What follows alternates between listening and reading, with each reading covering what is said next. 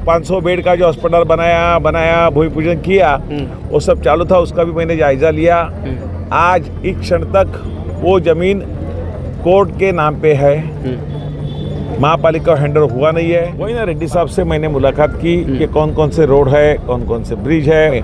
Nala Sopara waste में जैसे कि 10-12 फुट का 15 फुट का ही रोड है, पार्किंग लॉट पे तो बिल्डिंग बनी है। इसके लिए भी रोड एक्सपेंशन करने के लिए मैंने उनसे आग्रह किया। इसकी पिटाई विमानता होटल में हुई ना, और जोर से काम में लगे हैं। आज अचोला मंडल से हमने करीबन 15,000 नए सभासद का एनरोलमेंट किया और नाला सोपारा, विरार, वसई का अच्छा विकास इस 2025 में 100% होने वाला है। महापालिका भी भारतीय जनता पार्टी महायुति का महापौर महापालिका में बैठने वाला है और है। नमस्कार, मैं सचिन दीक्षित। चूंकि नववर्ष की शुरुआत 1 तारीख के बाद आज दूसरा दिन है, 2 तारीख है, और 1 तारीख को जिस प्रकार से नव नियुक्त आमदार ने कई सारे अस्पतालों का औचक निरीक्षण किया, उसी के साथ साथ उन्होंने महानगर पालिका में YS रेड्डी से मुलाकात कर जिस प्रकार से ट्रैफिक जाम की समस्या होती है उस पर बातचीत की।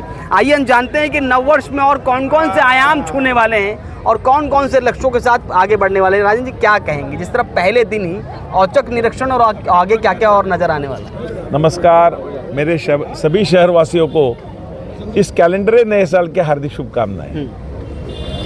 कल से नया कैलेंडर चालू होगा, उसके हार्दिक शुभकामनाएं। कल मैंने सुबह नाला सोपारा पश्चिम के स्थित हॉस्पिटल जो बना है कोविड के कार्यकाल में, मार्केट के लिए, सब्जी मार्केट के लिए, मच्छी मार्केट के लिए, मटन मार्केट के लिए जो बिल्डिंग बनाया था, उसमें जो अस्पताल बनाया है, उस अस्पताल में मैंने विजिट किया। मेरे साथ हमारे कार्यकर्ता थे उस एरिया के। वहाँ हमने देखा जो कमियाँ थी उसके बारे में हमने टिप्पणी की। वहाँ से ही आरोग्य विभाग के अधिकारी भक्ति चौधरी से बात की। वहाँ डॉक्टर के हाथ में स्टेथोस्कोप नहीं था, पेशेंट को चेक करने के लिए सोने के लिए बेड नहीं था, ऑक्सीजन प्लांट बंद है, स्वच्छता का नाम नहीं है, एक्सरे डिपार्टमेंट में जो पार्टीशन होना चाहिए एक्सरे निकाल के और टेक्नीशियन के बीच में, वो नहीं था। बहुत सी कमियां थी, उसके बारे में हमने जानकारी ली और जानकारी हमने महापालिका को, आरोग्य अधिकारी को दी और आने वाले कार्यकाल में 2-4 दिन 6 दिन में उसकी सब सुधारना हो, ऐसी उनसे आग्रह किया। उन्होंने भी कहा कि आने वाले 8 दिन में उसमें निश्चित रूप से सुधार होगा। डॉक्टर की भी संख्या बढ़नी चाहिए। करीबन 150-200 OPD पेशेंट होते हैं और उसके लिए 3 डॉक्टर है। डॉक्टर खाली देख के ही दवा लेते हैं, टेथोस्कोप नहीं है तो क्या करेंगे वो लोग? तो देख के दवा देना गलत है। उसका चेस्ट का भी इन्फेक्शन है नहीं है देखना पड़ेगा, पल्स कितना है, हार्ट बीट कैसे है, बीट्स रेगुलर है, मंत्र कैसे देंगे वो? निश्चित रूप से। और उसके साथ साथ एक्सरे के लिए जो प्रिंट मशीन आनी चाहिए, एक्सरे मोबाइल पे देते थे। अगर गरीब पेशेंट वहाँ आते हैं तो मोबाइल उनके पास कहाँ रहेगा, एंड्रॉयड फ़ोन कहाँ रहेगा? अगर किसी के पास गलती से भी रहेगा, उसमें जो फिल्म है उसको इन्फेक्शन किसी को भी नहीं होगा, उसको भी इन्फेक्शन दिखेगा, उसको एंटीबायोटिक अगर देगी तो उसकी तकलीफ सुधारने की वजह से और तकलीफ बढ़ेगी। ये भी हमने उनको कहा और ये जो मांग हमारी है जल्दी से जल्दी पूरी की जाएगी, ऐसे उन्होंने कहा। आने वाले वर्ष में आरोग्य जैसी जटिल समस्या, तो बहुत सारी बहुसंख्या होने के बाद कम आरोग्य विभाग है यहाँ पर, तो ये निश्चित रूप से ठीक होगा और सबको सहूलियत मिलेगी। सबका आरोग्य ठीक होने के लिए बाहरी अपेक्षाओं के साथ यहाँ के मतदाता ने परिवर्तन लाया है, तो हमारा दायित्व है कि सबके लिए काम करना। एक हॉस्पिटल विजिट किया, आने वाले कार्यकाल में और भी हॉस्पिटल की विजिट किए। जो महापालिका का बजट है उसमें जो आरोग्य के लिए जो करना चाहिए वो करेंगे। राज्य सरकार और केंद्र सरकार के उसके लिए भी विशेष निधि लेके आएंगे। यहाँ के अस्पताल जो 250-500 बेड का जो अस्पताल बनाया भूमि पूजन किया, वो सब चालू था, उसका भी मैंने जायजा लिया। आज एक क्षण तक वो जमीन कोर्ट के नाम पे है, महापालिका हैंडओवर हुआ नहीं है।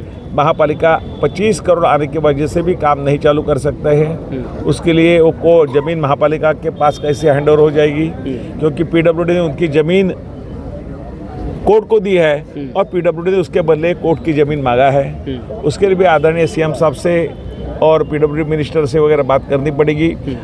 सोमवार के मेरे CM साहब ने मुझे टाइम दिया था, उस टाइम यहाँ के प्रश्न के बारे में मैंने जिक्र किया, उनको ज्ञापन भी दिया अनेक प्रश्न के बारे में। और मुझे पूरा विश्वास है महाराष्ट्र सरकार हमारे साथ यहाँ नालासोपारा, विरार, वसई के जनता के साथ है। तो हम अच्छे काम करेंगे। 4 दिन के पहले मैंने जो नारंगी का ब्रिज का काम गत 6 साल से 25-30 करोड़ रुपया खर्चा करके जो थे वो है, उसके लिए भी कंसर्न डिपार्टमेंट से, रेलवे हो, पीडब्ल्यूडी हो, महापालिका हो, टीएलआर डिपार्टमेंट हो, और वहाँ के जो नागरिक है जिसकी ज़मीन उसमें जा रही है, जिसको मुआवजा नहीं मिला है, उसके साथ जॉइंट मीटिंग की। आने वाले दिन में सर्वे उसका होके वो काम भी जल्दी से जल्दी कैसा होगे। आज आपने वाईएस रेड्डी से मुलाकात की है, यहाँ के ट्रैफिक समस्या को लेकर भी, उस पर भी क्या कुछ? वही ना, रेड्डी साहब से मैंने मुलाकात की कि कौन कौन से रोड है, कौन कौन से ब्रिज है, वो नारंगी का ब्रिज का अलाइनमेंट कैसा पुराना था, अभी कैसा बदली हो गया है, बदली हो तो किसने उसका ज़मीन जाता है। अगर वहाँ से भी अगासी तक अगर स्ट्रेट नारंगी से रास्ता निकलता है ब्रिज खत्म होते ही, तो जो आज विरार से जो अगासी रोड जाता है बोलिंज होके, उसकी ट्रैफिक भी 50 से 60% कम हो सकती है।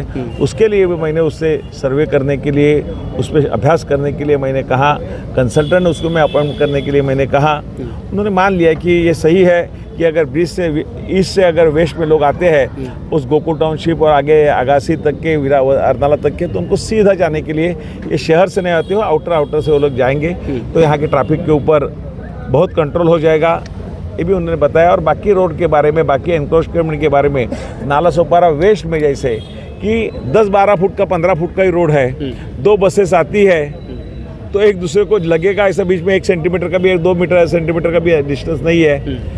आगे दोनों बाजू दुकान है, बाइक पार्क कर रहे हैं, बाइक पार्किंग के लिए तो जगह भी नहीं है, पार्किंग लॉट पे तो बिल्डिंग बनी है। इसके लिए भी रोड एक्सपेंशन करने के लिए मैंने उनसे आग्रह किया, एनक्रोचमेंट में है तोड़ दो, और लोगों को सुविधा देने के लिए मेरे आग्रह है और हमेशा रहेगा। अच्छा, इसमें आप जिस प्रकार से आप दौरा कर रहे हैं, लोगों से मुलाकात, और आज 10 नवंबर आने वाले महानगर पालिका का चुनाव, तैयारी पूरी है, मैदान पर ठीक से उतरा जाएगा ये वर्ष?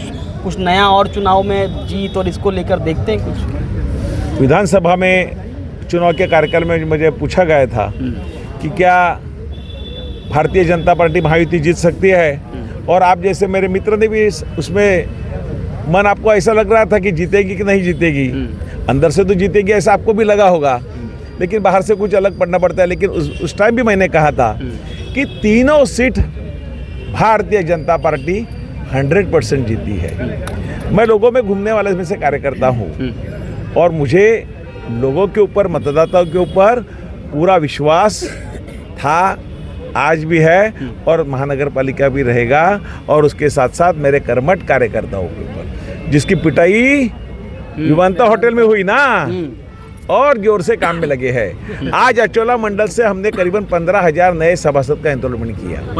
15,000 नए सभासद का एनरोलमेंट किया। आने वाले कार्यकाल में हमारा टारगेट 50,000 है। हमारे लाडले बहनों को दिसंबर का हफ्ता भी दिया, आने वाला है, नहीं आने वाला है, आने वाला है, नहीं आने वाला है, ऐसा हमारे विरोधी बोलते थे। लेकिन हमारे नेताओं के आदरणीय देवेंद्र जी, हमारे सभी के लाडले बहनों के देवा भाऊ, हमारे शिंदे साहब, हमारे आदरणीय अजीत दादा, उनके पूरे विश्वास है, जो बोला सो करने वाले हैं। और नालासोपारा, विरार, वसई का अच्छा विकास इस 2025 में 100% होने वाला है। और महापालिका भी भारतीय जनता पार्टी महायुति का महापौर महापालिका में बैठने वाला है और है। ये थे राजन नाइक, उन्होंने साफ तौर पे कह दिया कि आगामी विषयों पर पूरी तरह काम करेंगे, धरातल पर काम करेंगे, जनता के विषय को उठाएंगे, और आने वाले समय महानगर पालिका के चुनाव में पूरी दमदार तरीके से उतरेंगे। अब देखना ये होगा कि आने वाले चुनाव में किस प्रकार से पूरा समागम होता है, और जिस प्रकार से विकास की बातें कही, उसी धरातल पर कैसे लाया था। ये सारी बातें देखने वाली बात।